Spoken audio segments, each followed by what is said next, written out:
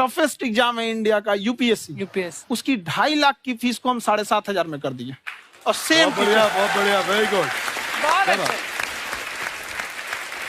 और इंडिया के सबसे बेस्ट टीचर के साथ जो भी हैं वो अपने सब्जेक्ट में उससे बेस्ट इंडिया में कोई नहीं। और इतना के बावजूद ऐसे हम लोग को लगता होगा 7,500 बहुत कम है।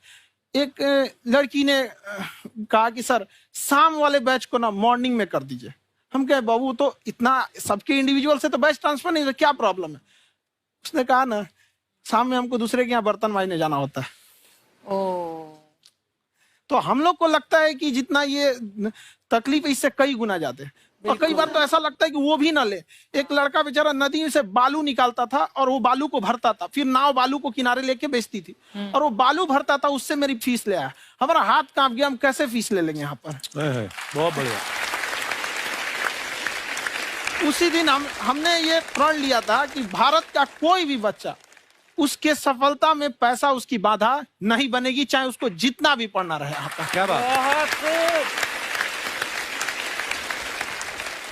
और अर्चना जी, मैं इनके बारे में एक बात, खान सर आपके बारे में मैं एक बात कहना चाहता हूँ। इनका जो स्टार्टअप है ये बूटस्ट्रैप्ड है। अच्छा, मैं साधारण भाषा में बता देता हूँ, ये सेल्फ फंडेड है। इन्होंने अभी तक किसी और से पैसा नहीं लिया है। ये इन्वेस्टर के पैसे से नहीं, इन्होंने खुद इसको बिल्ड किया है। और बल्कि इतना स्ट्रॉन्ग स्टार्टअप है ये कि मैं कहूंगा कि अगर इन्वेस्टर्स को इन्वेस्ट करना हो तो मैं इंडोर्स करता हूँ ऐसे स्टार्टअप्स को।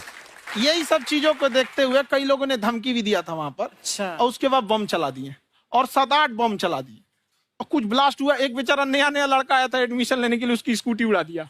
वो आया था, कहा कि सर हम तो पढ़ने आए थे, हमारा स्कूटी उड़ गया। हमारी ऑफिस उड़ा दिए सब। एक तो पास में आके गिरा और नहीं फटा वो।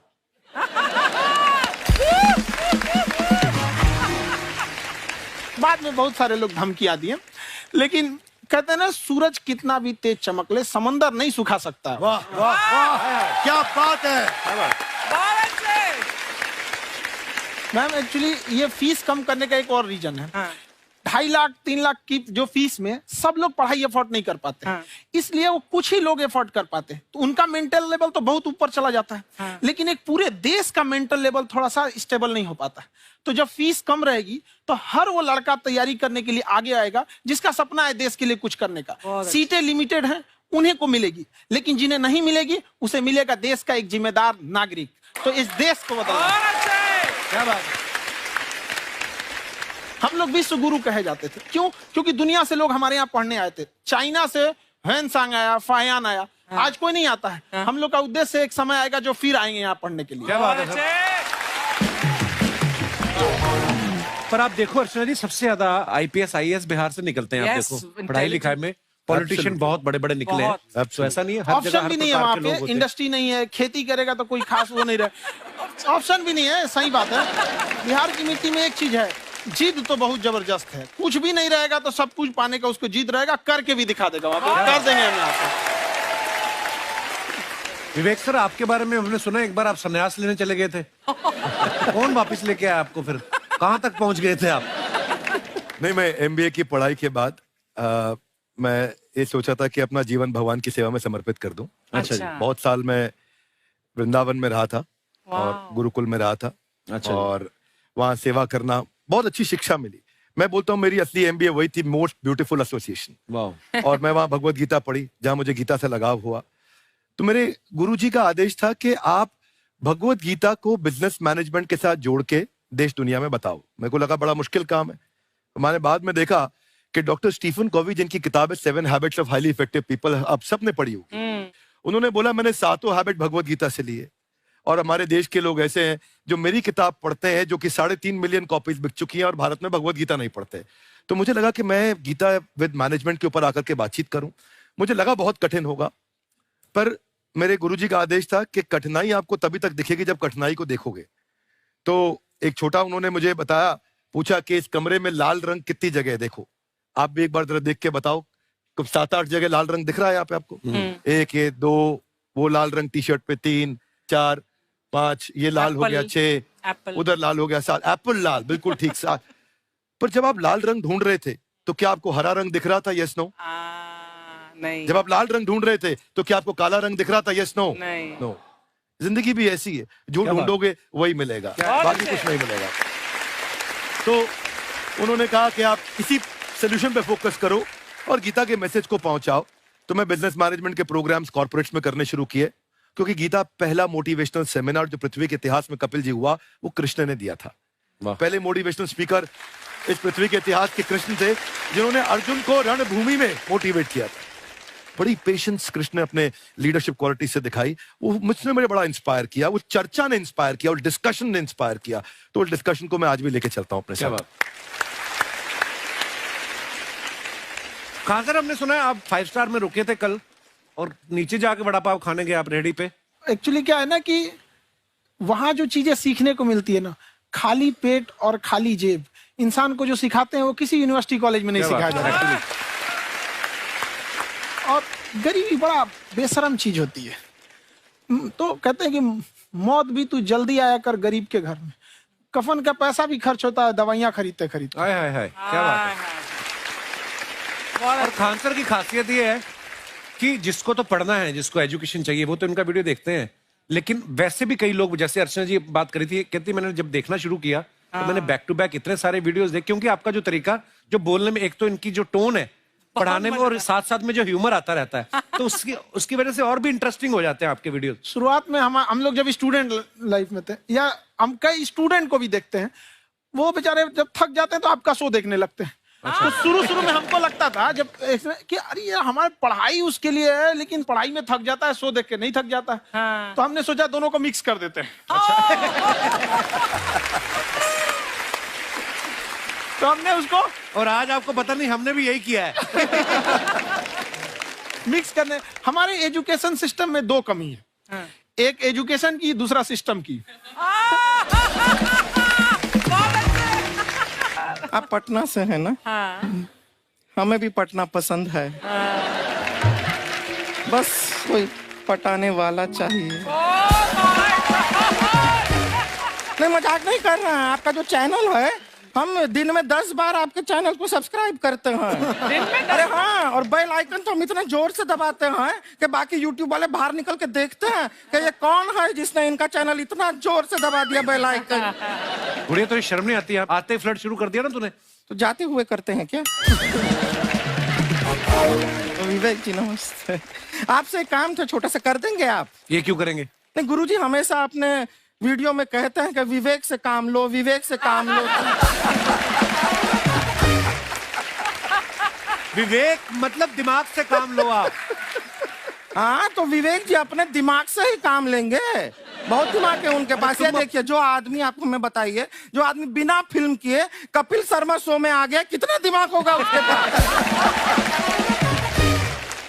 लेकिन एक बात है जिसकी वजह से हम आप तीनों से नाराज हैं। क्यों? क्या बात? हर चीज में मोटिवेट मोटिवेट मोटिवेट क्या होता है? सच कह रहा है, जब भी ये शब्द सुनते हैं हमें लगता है कोई हमें चिढ़ा रहा है। बदल दीजिए ना, खाली मोटिवेट बोलना ही क्यों जरूरी है? कुछ और कीजिए।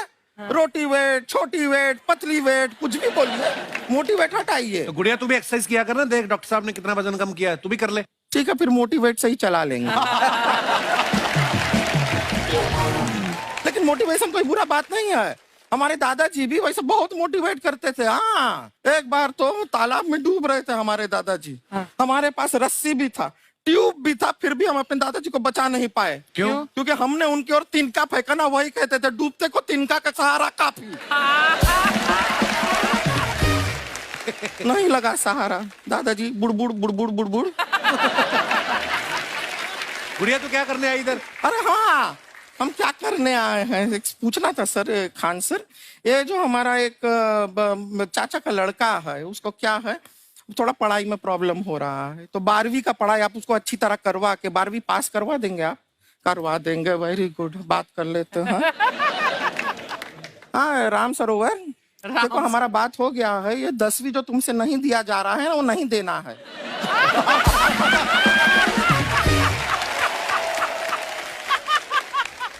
टेंशन नहीं है, 10वीं का खान सर से बात हुआ, ये सीधा 12वीं पढ़ा के पास कर देंगे। अरे ऐसे नहीं होता, पहले 10वीं पास करनी पड़ेगी, फिर 12वीं होगी ना।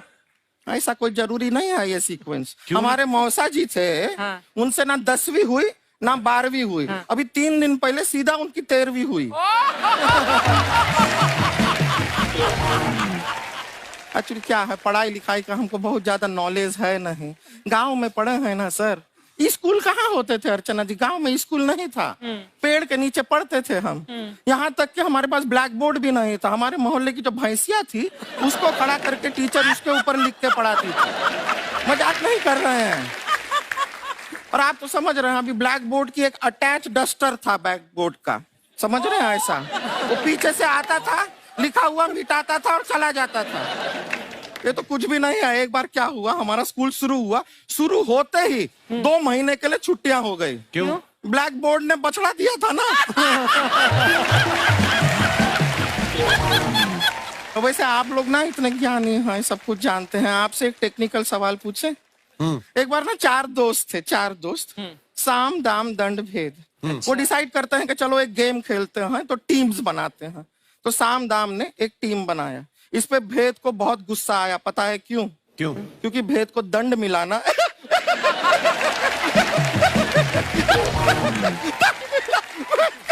ये सिर्फ हंसती नहीं है सर, थोड़ा सा पेट्रोल पिला दो स्टार्ट भी हो जाती है। इतना है कि और भी बता दीजिए, जब हम बीमार होते हैं हम डॉक्टर के पास नहीं मैकेनिक के पास जाते हैं, और डिटेल दे दीजिए। ऐसा कुछ नहीं है सर, ये बोलते हैं खाली। लेकिन अभी एक रिक्वेस्ट था सर, हमारा एक भाई है, पुरुषोत्तम नाम है उसका, वो गांव से आया हुआ है। आप लोग थोड़ा उससे सब बातचीत करेंगे, थोड़ा उसको प्रोत्साहन देंगे। और शर्मा जी, आपसे भी एक रिक्वेस्ट था, आपसे हमने कभी कुछ मांगा नहीं है। पुरुषोत्तम आएगा ना, एक बार बस उससे कह दीजिएगा, पुरुषोत्तम तुम कितने हैंडसम हो। मैंने देखा ही नहीं अभी तक। तो देख के बस बोल दीजिएगा तुम ठीक है। कितने हैंडसम हो, ऐसा बोल दीजिएगा प्लीज। ठीक है। हम बुला लेते हैं पुरुषोत्तम।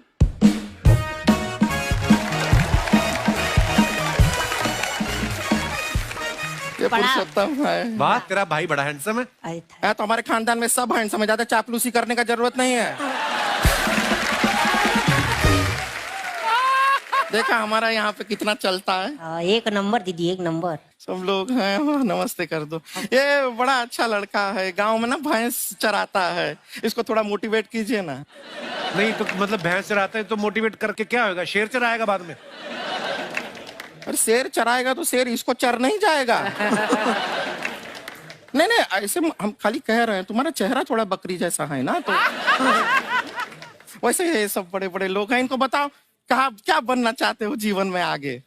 HR। HR? अरे वाह, देखे कोई बड़ा कंपनी में ह्यूमन रिसोर्स का काम करेगा ये। अरे HR मतलब दीदी Hrithik Roshan, tiny tin tin tiny tin tin. ना जूता पहनने का काम किया करो, जूता खाने का नहीं। काम किया है, कुछ बड़ा किया है लाइफ में? किया है ना दीदी, एक बकरी के बच्चे को बड़ा किया है। तो क्या जिराफ बना दिया बकरी के बच्चे को? अरे कुछ अलग किया है। हाँ दीदी, अलग किया है। वही बकरी का बच्चा भैंस का दूध पीने जा रहा है, तो हमने उसको अलग किया है। इससे नहीं होगा, मैं रहने दो, इधर आओ। ये देखो इतना बड़ा बड़ा लोग बैठा है, इनके सामने ऐसा बातें करोगे? इनसे मिलो, इनसे मिलो। विवेक जी तो कितना मार्केट के बारे में भी जानते हैं, मार्केट का कोई सवाल पूछो इनसे। सर परसों जो है मार्केट में हमारी साइकिल गायब हो गई, आपने देखा है क्या? हमारी साइकिल गायब हुई ना, हाँ। इसलिए दिमाग से पैदल हो तुम। पैदल समझते हो? हाँ। चल लोगे? 20 कदम चलोगे? हाँ। घूमो जरा, अभी 20 कदम चल के दिखाओ। निकलो।